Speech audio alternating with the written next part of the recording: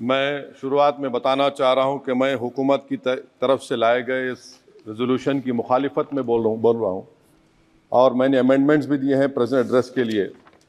और चेयरमैन साहब, आप उर्दू को जानते हैं, किसी एक शायर ने शायद बरसर इख्तिदार जमात के लिए ये शेर कहा होगा कि उसूल बेचकर मसनद ख़रीदने वालों, निगाह अहले वफ़ा में बहुत हक़ीर हो तुम, वतन का पास तुम्हें था ना होगा कभी, कि अपने हिर्स के बंदे हो बेज़मीर हो तुम, इज़्ज़त नफ्स किसी शख्स की महफूज नहीं, अब तो अपने ही निगहबानों से डर लगता है, डंके की चोट पे जालिम को बुरा कहता हूँ, मुझे सूली से न जिंदानों से डर लगता है। मोहतरम चेयरमैन साहब, मैं आज इन लोगों की तरफ से बोल रहा हूँ जो दिखते तो हैं, जिनके बारे में बात तो होती है मगर उनकी कोई नहीं सुनता। मैं उनके बारे में बोल रहा हूँ जिनके बारे में वज़ीर आज़म मोदी ने कहा था कि घुसपैठी है। मैं उन बेटियों और माओं के बारे में कह रहा हूँ जिनके बारे में मोदी ने कहा कि ज़्यादा बच्चे पैदा करते। मैं उन मासूम नौजवानों के बारे में कह रहा हूँ जिनको मॉब लिंचिंग के ज़रिए मारा जा रहा है। मैं उन बेज़ुबान माँ और बाप के बारे में बोल रहा हूँ जिनकी औलाद आज इस हुकूमत के गलत कानून के चक्कर में जेलों में सड़ रहे हैं।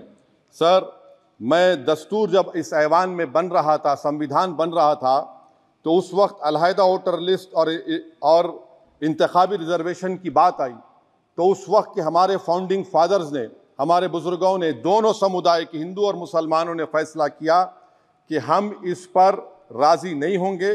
बल्कि उन्होंने क्या कहा था हमारे फाउंडिंग फादर्स ने, उन्होंने मुखालिफत की थी अलहदा वोटर लिस्ट की और इंतखाबी रिजर्वेशन की। उन्होंने कहा था, I quote sir, it is the duty of majority community to ensure that minorities are elected in the representative numbers. BJP मुसलमानों की नफरत पर जीतती है और मुसलमानों के नाम निहाद मसीहा मुसलमानों के 90% ज़्यादा वोट हासिल करते हैं, मगर फिर भी इस ऐवान के दरवाजे नहीं खुलते मुसलमानों के लिए और सिर्फ 4% मुसलमान जीत कर आते हैं।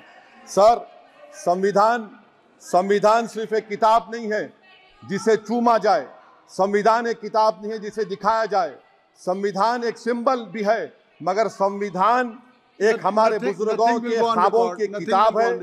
हमारे जमहूरियत को हमारे बुजुर्गों ने इस तरह समझा, हमारे फाउंडिंग फादर्स ने इस तरह जमहूरियत को समझा कि इसमें हर समुदाय और मजहब और समाज के मानने वाले लोगों की राय को शामिल किया जाएगा इस मुल्क को चलाने के लिए, मगर इस ऐवान में सिर्फ 4% मुसलमान जीत कर आते हैं।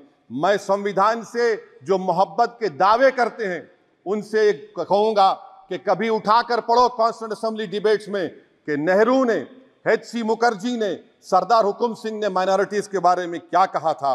सर, वतन अजीज का मुस्तकबिल कैसा होगा जब बीजेपी मुझे गायब करना चाहती है और दीगर हिज़्ब इख्तिलाफ की पार्टियां के लिए मेरा वजूद सिर्फ वोट डालना और अपनी खबर में जाकर सो जाना है। इसीलिए आप देखते हैं कि ये समाजी इंसाफ है सर कि 4% मुसलमान जीत कर आते हैं। सर, इस ऐवान में ओबीसी समाज के एमपी अब अपर कास्ट के एमपी के बराबर हो चुके हैं। ओबीसी समाज के एमपी अब अपर कास्ट एमपी के बराबर हो चुके हैं और 14% मुसलमान सिर्फ 4% जीत कर आते हैं। CSDS का डेटा ये बताता है कि इस मुल्क में जो वोट बैंक है, जो एक मुश्त वोट डालता है, वो अपर कास्ट का है। मुसलमान का कभी ना वोट बैंक था ना कभी रहेगा। सर, 4 जून के बाद 6 मुसलमानों की मॉब लिंचिंग हुई, 11 घरों को मध्य प्रदेश में मोदी के बुलडोजर ने निस्तो नाबूद कर दिया।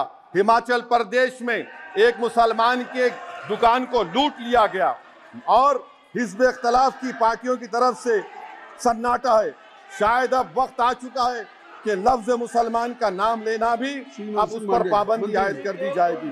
सर, मैं ये बात बताना चाह रहा हूँ कि नरेंद्र मोदी को जो मैंडेट मिला है। एक मिनट, आप लोग बैठ जाएं, कृपया आप लोग बैठ जाएं। श्री मनसुख मांडविया जी, आप लोग बैठ जाएं, कृपया माननीय सदस्य बैठ जाएं। श्री मनसुख मांडविया जी, कृपया आप लोग बैठ जाएं। अपने प्रारंभिक कृपया आप लोग बैठ जाएं। आप लोग बैठ जाएं। माननीय सदस्य ने अपने प्रारंभिक भाषण में जो शब्द प्रयोग करा है उसको ऑथेंटिकेट करा जाए। और अभी उन्होंने उल्लेख करा कि मोदी के बुलडोजर ने वहाँ मॉब लिंचिंग करा है, उसको भी ऑथेंटिकेट करा जाए। निश्चित तौर से इसको ठीक है। ठीक है। उवैसी साहब जब भी कोई बात नहीं आती सर, है- आप चेयर पर बैठे हैं जी, इसलिए आप उसको- मंत्री जी को पेट में दर्द हुआ, माशाल्लाह, शुक्रिया उनका। नहीं, तो मंत्री- सर मैं ये बोल मंत्री की रहा था, जवाबदेही है ये नहीं, अरे ये नहीं, मंत्री इससे की बुरी बात जवाबदेही- क्या है? पेट में दर्द हो सकता है। वो दर्द ये सब ठीक अच्छा, नहीं। दर्द हुआ, चलिए दर्द हुआ, दिल का दर्द हुआ। तो सर, जो नरेंद्र मोदी को मैंडेट मिला है वो सिर्फ और सिर्फ मुसलमानों की नफरत पर और हिंदुत्व की वजह से मिला है। I would like to say it is not Modi's in dock, but every single person voted him despite his anti Muslim voice. And I would like to tell the opposition parties, this is not a moral victory for you. This is a victory of majoritarianism. Everyone should contemplate and do introspection. Why is it that the OBCs and the upper caste are getting their due representation?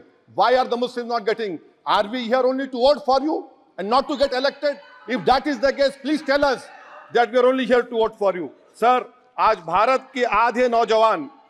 Bharat के आधे नौजवान बेरोजगार हैं और रोजगार की तालाश, बेरोजगारी का आलम यह है सर कि मोदी सरकार के 5 साल में 75 लाख एस्पिरेंट्स की जिंदगी बर्बाद हो गई, 6 पेपर लीक हुआ। बेरोजगारी का आलम यह है सर कि रशिया जा रहे हैं, वहां जाकर अपनी जानों को दे रहे हैं। बेरोजगारी का आलम यह है कि नरेंद्र मोदी रोजगार का कैंप चलाती है नौजवानों के लिए कि तुम इजराइल में जाकर काम करो, उनको कैनन फॉडर बना रही है ताकि फलस्तीनियों की जायदादों को हड़प कर सके।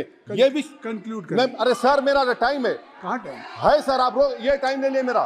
सर मैं 2 मिनट दीजिए। ये विश्व गुरु की पॉलिसी है। इजराइल को 27 टन हथियार जा रहा है। 9 मिलियन भारत के लोग गल्फ में काम करते हैं, क्या असर पड़ेगा? 47,000 इजरायली फलस्तीनी मार चुके हैं।